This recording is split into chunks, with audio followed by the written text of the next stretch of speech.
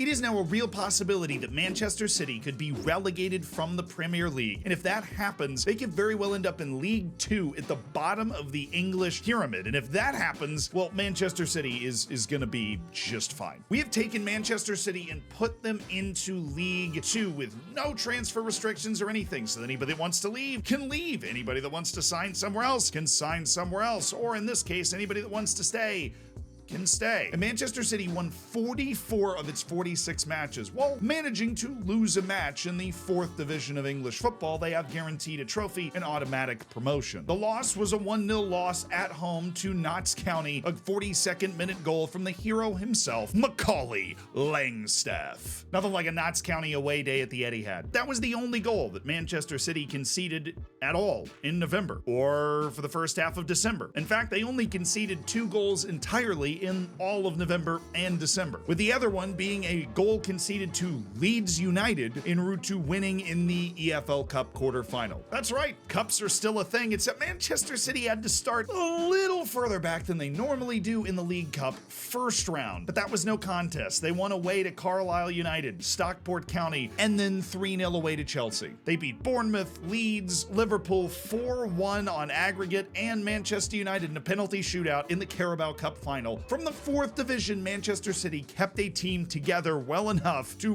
win the League Cup anyways. It really is the Manchester City Memorial Tournament. We'll cover their ins and outs in just a moment, but I know what you really care about: the Pizza Trophy. More specifically, the EFL Papa John's Trophy, which also was won by Manchester City. They defeated Sutton United in the final after smashing Portsmouth, MK Dons, Morecambe, Notts County, Lincoln City, Morecambe again, and Everton's U21s. I read that in reverse order, but honestly, it's the EFL Trophy you wouldn't have even noticed. Oh, they weren't done. The FA Cup also happened too, and they had to start in the opening round, and they blew out Yeovil Town, beat Port Vale, Grimsby, beat Tottenham at home, and then won away to Rotherham, away to Leeds, against Aston Villa, and oh yeah, Manchester City did a treble from League 2. They beat Liverpool in the final 2-0. The only other match they dropped points in all season actually was Grimsby Town at home. A Julian Alvarez goal in the 2nd minute canceled out by Christian Norton, who scored after Yangel Herrera got a red card. The league stats were truly mind-boggling. Manchester City scored 116 goals and only allowed 9. The next highest scorer in the entire league was 57 goals from Sutton United.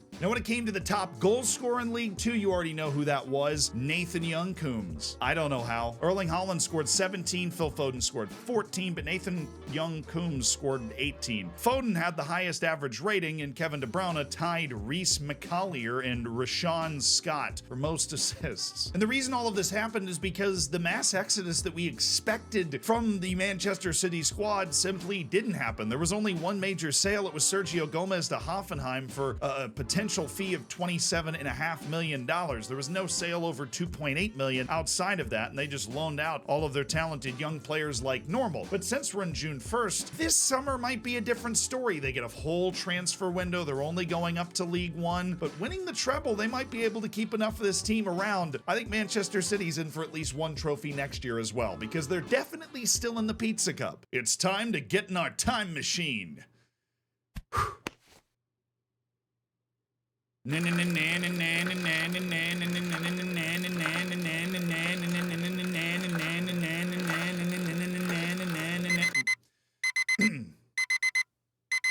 Wow, a second year is already done. And I was right. In year 2, there were some monster sales from League 1 side Manchester City. Rodri left for over $100 million. Cool. US dollars. Holy smokes. Nathan Ake left for 31.5, and Julian Alvarez left on a great deal to Bayern for 25.5 up front. A whole host of talented young players left, including Stefan Ortega and Filip Stevanovic. So there was a bit of a culling, but the big names, De Bruyne, Haaland, Foden, they're still on the team. And it's not like Manchester City just stops being Manchester City with the amount of money that it can spend. They bought Tyrick Mitchell for $53 million in League 1 and Steven Alsate from Brighton for over $12 million.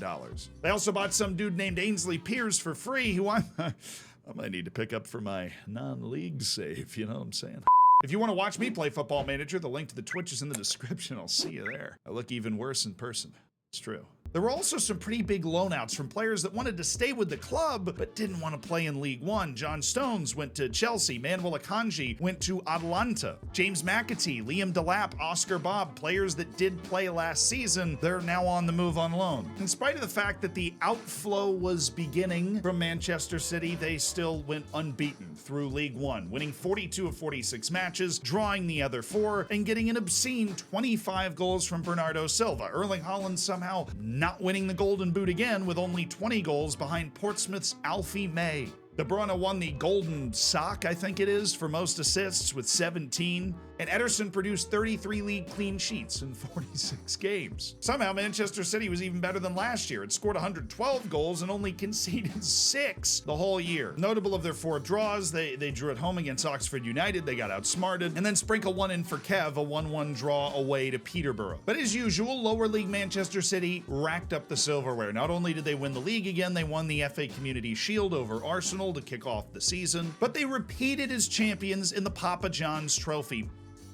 Even though Sheffield Wednesday took them to penalties in the first match of the Papa John's Trophy group stages, and in the final, they went to extra time with Bristol City. In fact, Bristol City led for the vast majority of the match before Erling Haaland scored an 84th minute pen, and Bernardo Silva's extra time brace clinched a second trophy for Manchester City. But finally, in the Manchester City Memorial Trophy, they were defeated. Starting in the 3rd round as winners of the previous competition, they beat Coventry and survived Manchester United on penalties, and then survived Leeds on penalties before being smited by the new money, the newer money, Newcastle, in the home and away, losing 3-2. They also lost their grip on the FA Cup, falling to Liverpool in the 4th round after a romp over MK Dons and wins over Crewe Alexandra and Queen's Park Rangers. But what you might have not realized is that in this year 2 in League One, Manchester City was also playing in the Europa League because it won the FA Cup. In the league phase of the Europa League, which is this new crazy format they have, Manchester City finished 2nd behind Lazio, so it got a pretty good set of seedings for the next round. I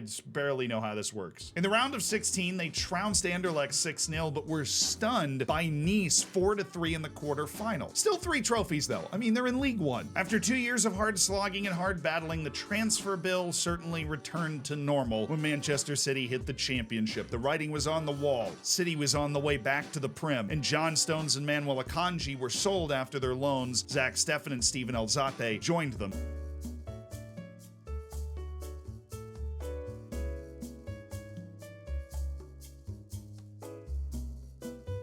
But a massive pile of players came in. They signed Renato Sanchez, Rafinha, Tete, Tanguy Nianzou, Lassina Traore, Serginho Dest, Samuele Ricci, Olivier Boscagli, Caleb Okoli, and 2 other guys for free. They spent over $300 million in the championship. They're not stopping this train anytime soon. And in spite of some minor hemorrhaging along the way, Manchester City used its 3 seasons to get itself right back into the Premier League, winning 40 of 46 matches in the notoriously difficult championship. Erling Haaland finally got his Golden Boot. He just couldn't even compute how to play at the lower levels, scored 26 goals. Foden had 20, and he was the top assister with 18 assists. There was a horrific stretch early in the season, though, where Manchester City drew away to Ipswich and lost away to Cardiff City, giving up 3 goals in the first 38 minutes. Actually, every one of the goals in this match was scored in the first 38 minutes. Then they didn't drop another point until December, didn't lose another match until January away to Norwich City.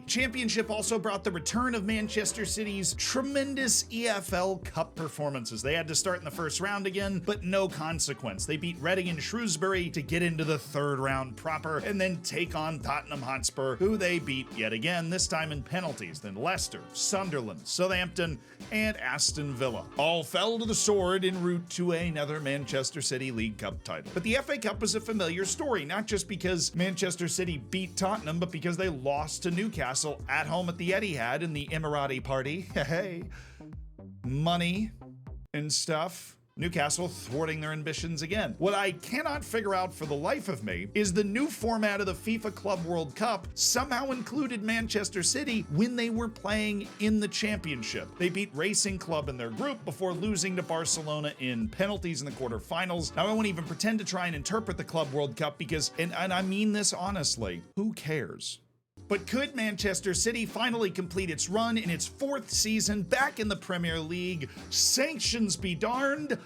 No! Liverpool spoiled Manchester City with a first-second run that would make Pep and Jurgen fond for the days of old. Liverpool beating out Manchester City by 2 points as City lost 7 games and drew 3 with only a plus 38 goal difference. Just the same as the championship though, because Phil Foden did lead the league in assists. The ins and outs of year 4 were markedly more understated. I'm assuming because of the amount of spending that happened in the championship. They spent $26 million to bring players in, mostly on Ezri Konsa, and they sold $69 million worth of players, but nobody huge or particularly notably part of the first team. I mean, Rico Lewis left for not a lot of money. Caleb Okoli was the biggest sale to Sevilla. Olivier Boscagli, who they brought in, left, and Harwood Bellis left too, but there was no huge departures. And that's really the tale of this story. Because I told myself we were going to do this for 5 years, but what I learned after the first 4 years is that even if Manchester City gets relegated, they are far from done and will likely end up the way Juventus did when they were forcibly relegated. They power their way back up with some loyal players and end up almost right back where they started after a few years. In the final season of the simulation, Manchester City was back on top of the Premier League after what amounted to a 5-year hiatus and a 3-year run for Liverpool. For what it's worth, the 2-year run for Arsenal before that. But all of the major players, at least on Football Manager, they stayed. Pep stayed. Erling Haaland, Kevin De Bruyne, Bernardo Silva, Phil Foden, they're all there. Ruben Dias stayed the whole time. Sure, a few guys left, but not nearly enough to take away Manchester City's ability to win all 3 leagues easily and win a freaking treble in League 2. I mean, they never really lost their step. In the 4th year, they won the FA Cup final again for the 2nd time in 4 years. As part of their promotion system, they beat Newcastle in the final, also beat Liverpool, they beat Arsenal. They also took home European glory. At the end of their 4th season, after their excellent performance in the Cups, they got a spot in the Europa Conference League, where they were the super unfortunate draw for Union Saint-Gilloise and HIFK in the qualifying rounds of the Conference League. They then barnstormed their way to the final and beat Aris Thessaloniki in that final. Not a Champions League, but it still counts. In the final year, they returned to the helm and won the EFL Cup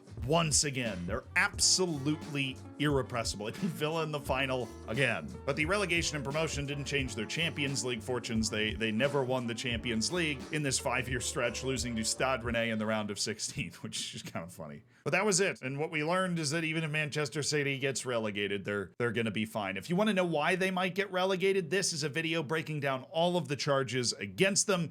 If you watch it, you'll be very educated when you're talking about it with your friends. Very informative stuff. Also subscribe. Thank you.